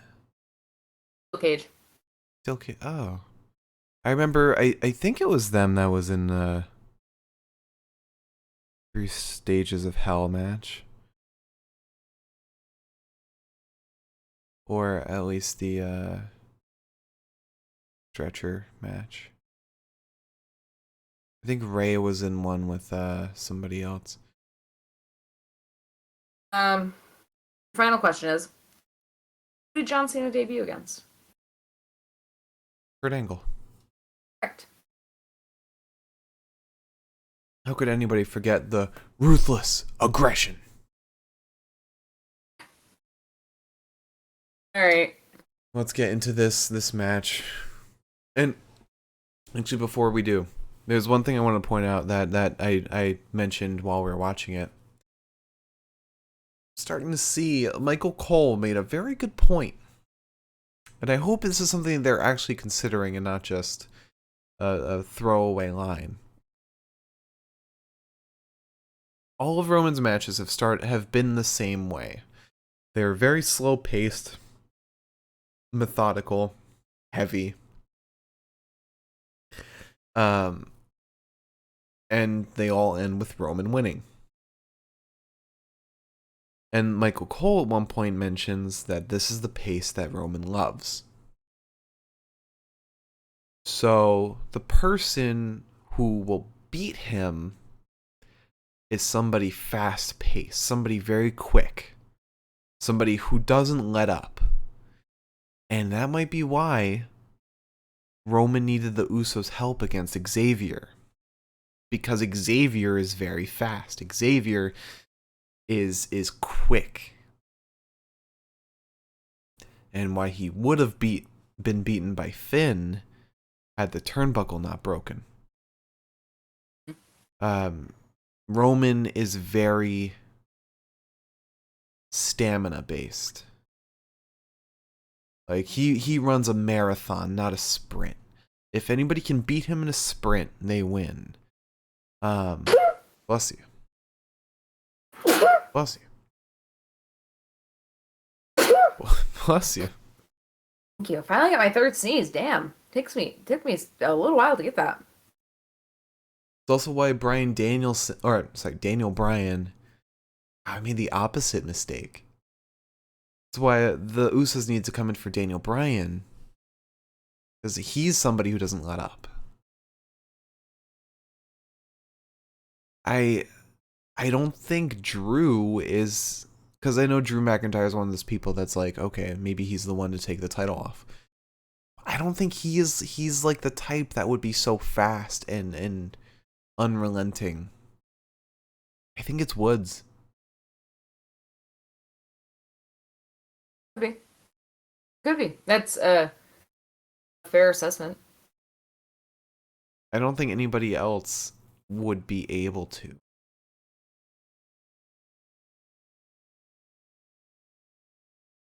I don't know. Rob Van Dam. There you go. Perfect. Braun Breaker. Braun Breaker. Just wanted to be Braun Breaker. No, it's Von Wagner.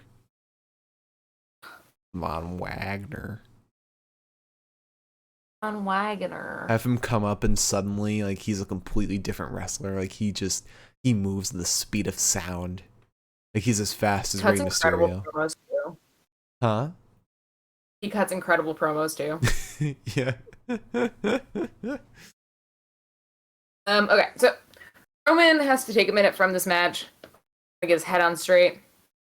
Eventually we get a drive-by to Big E, who has seemingly injured his knee on a big splash, and this is about the time where Mark pointed out you can see Nick Khan sitting there amongst a crowd of children. Yeah. He's sitting front row in the corner by the ramp, which begs the question, Why does he works for the fucking company. Why does he need to have a front row seat? Save the front row seats for the fans and sit in the back and watch it on the monitor.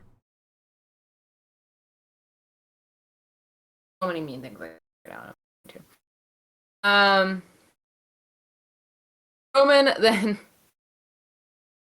It's the interesting choice of threatening to fight all of Brooklyn. I said, man, that's a lot of people. And then I said, he's not going to make it out of Bed-Stuy. Yeah. But you know, maybe we're like mistaken. Maybe like a lot of Brooklyn's like absolutely going to acknowledge their tribal chief and they're going to be like, fine, sure. Williamsburg will. But yeah. But that's a different story, isn't it? So, people who don't know what we're talking about just think we're probably fucking silly. Eventually, Roman gets smacked around with some belly-to-bellies, but he hits a Samoan drop to Biggie that slows the momentum down a little bit, and it was a smooth fucking Samoan drop. Like, it was beautiful. And then there's a nasty Uranagi to Roman. Roman powerbombs Big E after Big E gets a stretch muffler submission on Roman, who... This is my favorite thing, I think, because he's got, like, the stretch muffler on Roman, and Roman, like, curls up over Big E, like, this, like, fucking, like, scrappy little fuck. Loved it. Roman goes up and over Big E and tries to, like, knock him down. He hits a Uranagi onto Big E. Get one Superman punch, and then a second Superman punch, and then a third. It finally gets Big E, like, onto the ground. And then there's a nasty old spear. A big ending, but Roman gets the rope break, and it's the funniest rope break, too, because it, like, there's no hesitation. He's just, like, the second count. Eventually there's a Superman punch ringside to Big E. But back in the ring, Roman hits Big E with a dead leg and then a spear to win.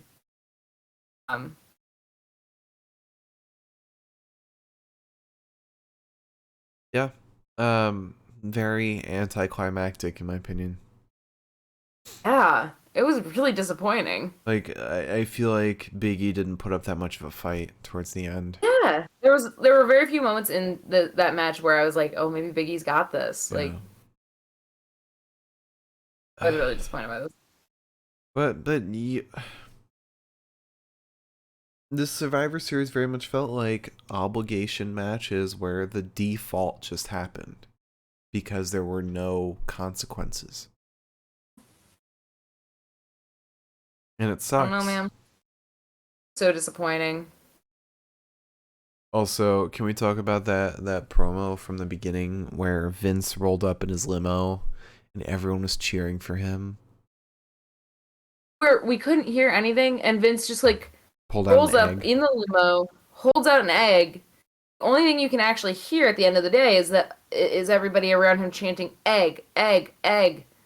It's some weird fucking zombies. My favorite thing. That was a reference to Red Notice, the movie. The movie that like sponsored this whole fucking pay-per-view and egg, not people chanting egg. Right. Which was the reason Raw won most of the matches because they're the red brand. But when everyone was chanting for and cheering for Vince, when was there ever, Liz, at any point when like the CEO of your company or like one of your head corporate bosses at a company showed up and you cheered and you were happy and you weren't feeling existential dread? There's never been a point I've ever seen my boss and I was like, yes, this is it, boys. Yeah. The only times that I see my boss is either we're at a work outing and that means I've got to start drinking. Not because I want to, but because my boss encourages it. Or my boss calls me on the phone. I'm like, no. the most unrealistic thing about the entire night tonight was that those wrestlers were there waiting for Vince and cheering as opposed to pretending to be working. Honestly. Yeah. That's the other thing. It's like, even if you love your boss, like when your boss shows up, you're not just like, oh my god. You're like, fuck, I gotta like Yeah. nut Vince down. should be like, what the fuck are you doing? We have a fucking pay-per-view. Why are you waiting here for me? And like a lot of the guys like that, or a lot of the wrestlers that were there were like not like in the pay-per-view, but Pierce and Sonya were, and it's like, you guys have things to do. Yeah, book matches, because we all know you guys do that night of. Oh boy. But Right. that is our pay-per-view. That is our Survivor Series recap. We've got our best of the night next, as well We as will our. need to quick because Elizabeth feels like her face is swollen. Oh no. I'm getting a cold. We've got our question segment right after that. So if you have a question for our question segment, leave it in the chat right now so it's there when we move on. But for now, let's do the bests of the night. So Liz, let's skip promo of the night. Is it not egg? It's not egg. I want it to be when Roman was talking to Vince, because Vince was talking and Roman the entire time was sitting there like, I want it to be when Paul Heyman's interview when he was spitting in Kayla's face. he was doing the New York accent, and then Kayla was like, so about Brock, and Paul was like, All right, let's talk wrestler of the night. Let's see. Let me give you some options. This is a tough one because this is a pay-per-view. This is where everyone comes out and shines, regardless of how good the match was. All right, here's your three options. Ready? Feel free to add a fourth if you don't agree with any of these. Jeff Hardy, Becky Lynch, or Rhea Ripley? Becky. Becky. Really? Yeah. Over Jeff? Actually, no. Jeff. I'll give it to Jeff. He really showed that he still got it. Yeah. It was really annoying that his loss came at the hands of Seth saying, you're past your prime, and the WWE saying, yes. Yeah. And Jeff showed that he is still over. He is still over with the whole crowd, no matter how much they hate WWE. Yeah. Also, apparently Matt Hardy wants to reunite the Hardy Bros, no matter where it's at. I feel like brothers wanting to stick together. Yeah. I would love to see that. Alright, so Jeff's our wrestler of the night. Let's talk about match of the night. As always, we go from worst to the best when it comes to match of the night. And Liz will say if she agrees. So let's start off with the worst of the night. With a 3 out of 10, that is Shinsuke Nakamura versus Damien Priest. This match sucked. And I was looking forward to this, because these guys are great. But no, this sucked. Nobody looked good in this match. Ended in a DQ. Ended very quickly. It sucked. This was bad.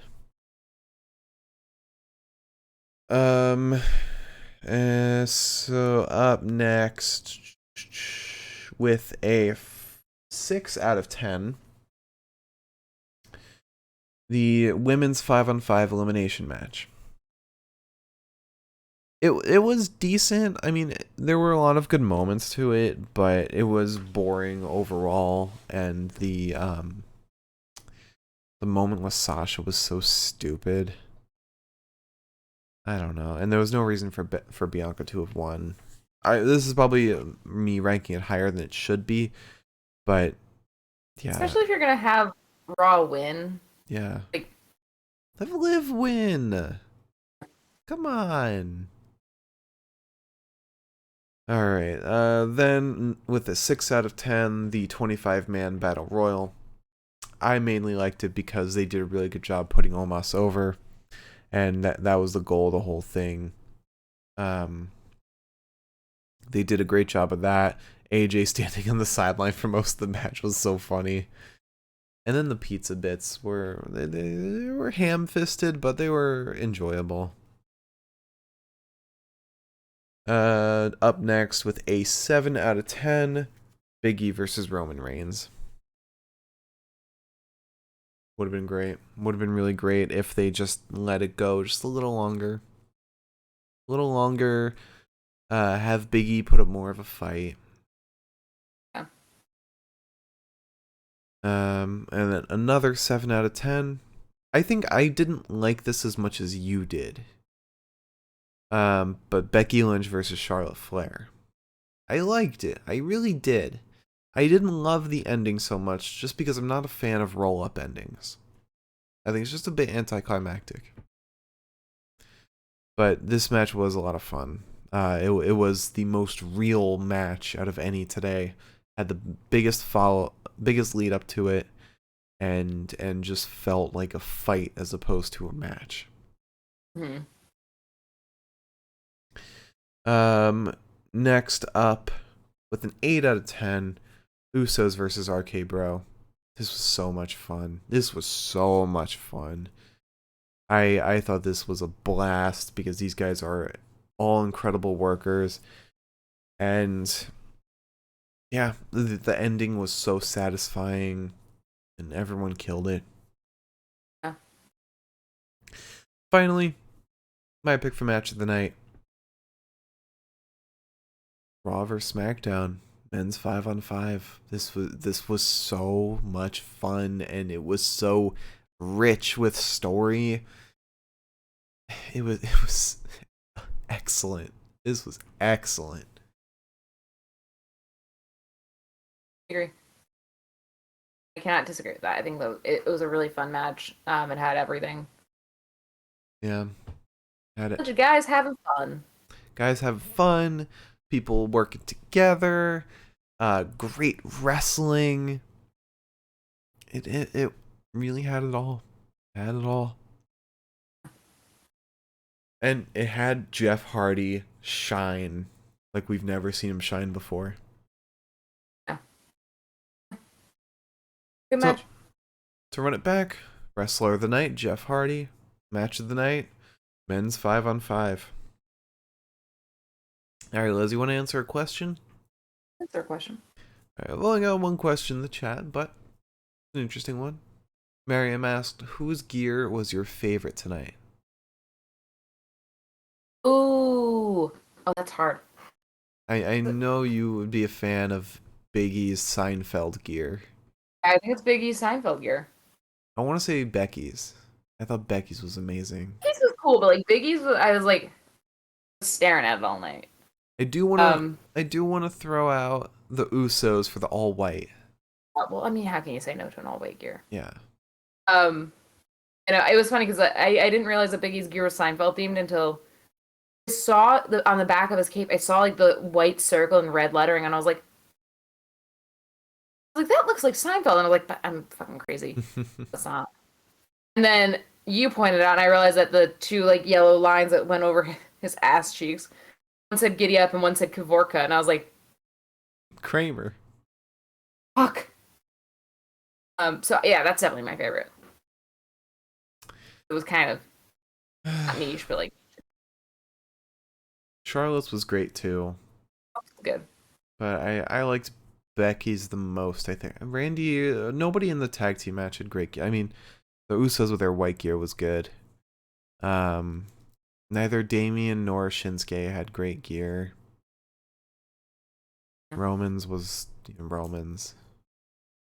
Finn's just kidding. I mean Finn because Finn looks hot all the time. Yeah, he had normal gear. Austin Theory had like the camo gear. I want to give a special shout out to Montez for wearing the crop top. The crop top really did something for me. Yeah, I'm gonna say Becky. Her combination of the Britney Spears and the Scarlet Witch gear. I thought that was fantastic. It looked amazing. I think I'll go with Biggie. okay. It's definitely like I do think Becky's gear tonight rivals her black and yellow gear. Yeah, no, absolutely. She looks so good in red. Mm-hmm. Yeah. All right. So, Liz, would you like to close out the show?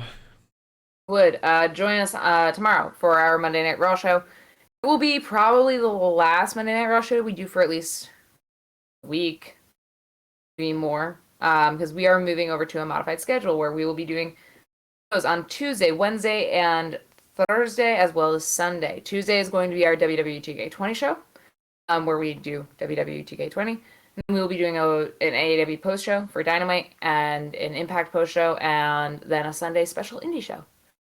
Not really indie show. Indie, but it's like a random show where we could talk about indies, could also be talking about WWE or Rampage or whatever happens. It's big. Just be a conversational. Our first one will be for Triple Mania. Yeah. Since that is where Kenny Omega is putting his AAA title on the line against Hijo del Vikingo. Yeah, it's going to be super fun. So please join us for that. But also, yeah, please join us tomorrow night for our Monday Night Raw. Yes. Have a great night, everybody. Follow and subscribe. Our YouTube is The Pinfall Podcast. Join us at the live show, twitch.tv/The Pinfall Podcast. And check us out on Spotify. Search up The Pinfall Podcast. Our Twitter is @Pinfall Podcast. I'm @the Mark Cameron. Liz is @Eliza Elaine23. And we'll see you